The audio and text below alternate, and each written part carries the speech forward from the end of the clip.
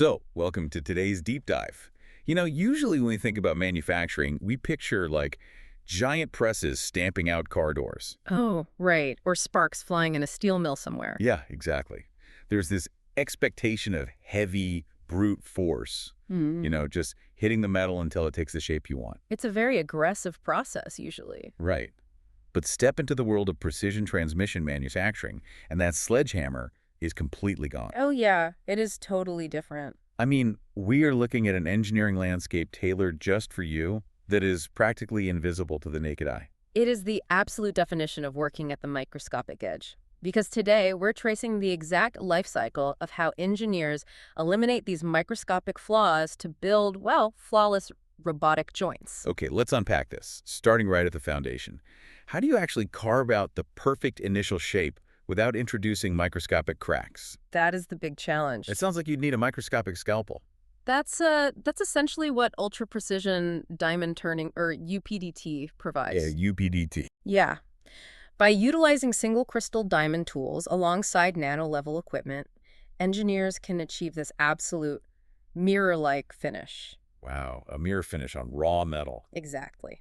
They use this to machine the non-circular cam profiles of wave generators, which are basically the pulsing elliptical hearts of these transmissions. And if that cut isn't perfect, Then you get microvibrations in the final mechanism, and at this scale, that is catastrophic. to put that nanometer finish into perspective for you, it's like shaving a fraction of a human hair off a solid block of steel. Yeah, that's a great way to picture it. But what about incredibly delicate parts? Because, I mean, if standard grinding creates too much heat and mechanical stress for things like miniature gears, how are they cutting them at all? That's where electrochemical grinding, or ECG, comes into play. Wait, if the material's removed electrochemically, aren't we basically just dissolving the metal away rather than actually grinding it? Well, it's actually a hybrid method. Oh. You are primarily using electrochemical action to dissolve the material, sure, but it's assisted by a really gentle mechanical sweep to clear it away. I see. So no heavy grinding wheel. Right, because you aren't dragging a heavy, abrasive wheel across the delicate tooth flanks of those miniature gears, the resulting surface is completely stress-free. And burn-free, I'm guessing. Exactly. So the flawless shape is cut. But, these parts are going to rub against each other under massive torque.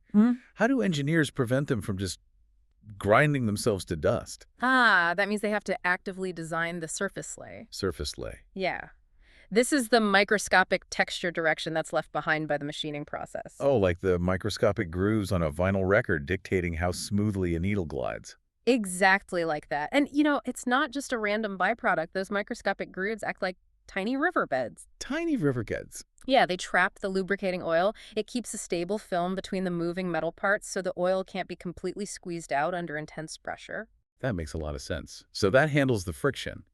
But what about the actual physical strength of that surface? Right, the durability. Because you usually harden metal with extreme heat. But if you blast an ultra-thin, flexible component with heat, wouldn't it warp immediately? It would. In traditional heat treatment, warping is a massive headache. I can imagine.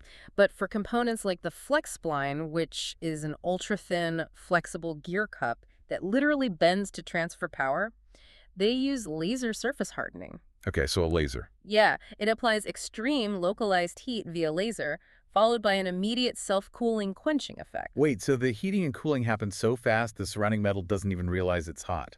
Basically, yes. It creates a microscopic heat-affected zone, meaning distortion is virtually zero. Oh, wow. You get the hardness exactly where you need it without ruining the component's delicate geometry. Okay, so we've got the perfect outer shape and a hardened oil-trapping surface. Ah, But the physical reality of these metals goes deeper than the surface. it really does. We have to look at the internal atomic structure over the lifespan of the part. This is where things get tricky. When you heat treat and quench metal, you are left with something called retained austenite. Retained austenite. Yeah. These are untransformed, highly unstable microstructures trapped internally. It's like cramming too many clothes into a suitcase and forcing the zipper shut. It might hold it first, But under the right pressure, the structure is going to pop and expand to its natural state. That's a perfect analogy. And that expansion warps the gear. Wow. Because the austenite desperately wants to reach a stable state, over time or under physical stress, it will physically shift. And even a microscopic shift ruins the gear's pitch accuracy, right? Exactly. That's why engineers have to rigorously minimize retained austenite to below 5%. So they're literally freezing the hidden microstructures in place to guarantee long-term stability. They have to. From diamond blades making nanometer cuts, to managing microscopic oil rivers, to controlling atomic structures. Which really makes you think about where this is all heading. How so? Well, if keeping microscopic metal mutations under 5% is the rigorous standard today for our current transmissions, how are engineers going to manage these physical realities when we start building microscopic nanobots? Oh, man. Because when you are building at that tiny scale, even a single atom out of place could cause a total system failure. That is definitely a provocative thought to leave you with. We've moved so far past sledgehammers and brute force. The real power, it turns out, is mastering the invisible.